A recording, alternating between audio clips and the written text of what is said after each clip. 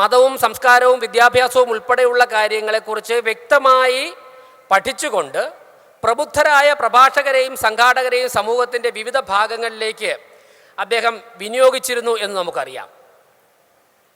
ഞാൻ ഊന്നിപ്പറയുവാൻ ആഗ്രഹിക്കുന്നത്, ഒരുപക്ഷെ നേരത്തെ ഇവിടെ പരാമർശിച്ച പല കാര്യങ്ങളും ഭാരതത്തിലും ലോകത്തിൻ്റെ ഒരു ഭാഗത്തും നടക്കില്ലായിരുന്നു. ഗുരുദേവ ദർശനങ്ങളും ഗുരുദേവൻ്റെ ചിന്താഗതികളും സ്വതന്ത്രമായി ഒഴുകുവാനുള്ള ഒരു സാഹചര്യവും അവസരവും ഉണ്ടായിരുന്നുവെങ്കിൽ ഒരുപക്ഷെ കേരളത്തിൽ അതിനുള്ള സാഹചര്യം ഉണ്ടായിരുന്നില്ല.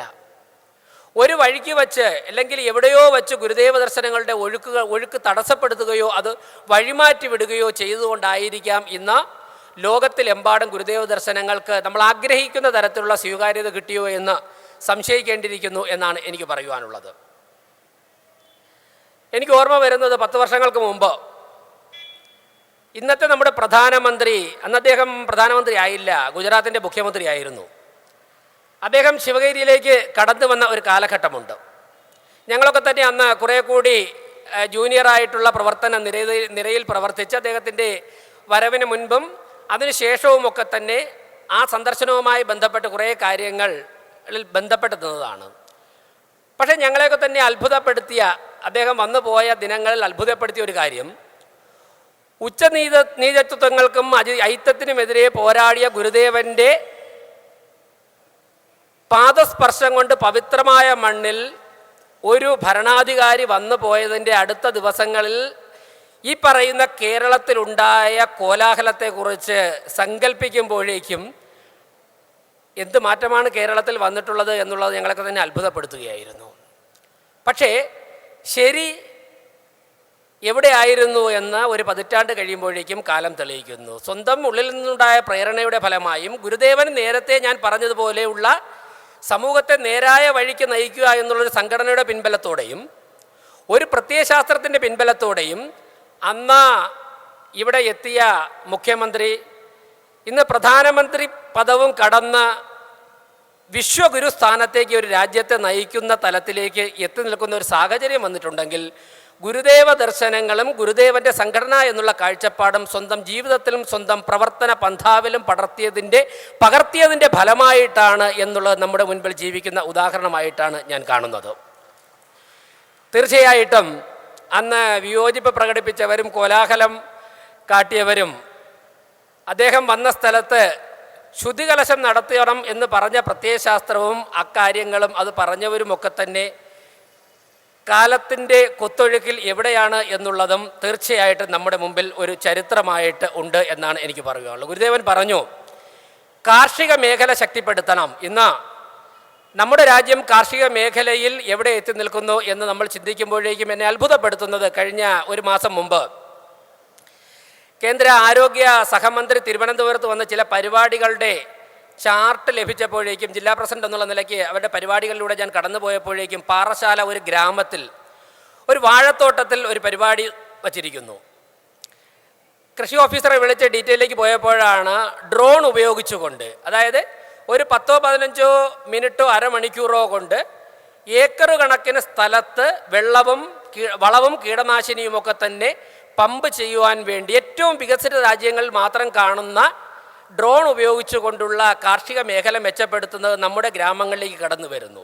കഴിഞ്ഞ ദിവസം കേരള കൗമുദി പത്രത്തിൽ ഞാനൊരു വാർത്ത വായിച്ചു. ഒരു ചെറിയ വാർത്തയായിരുന്നു.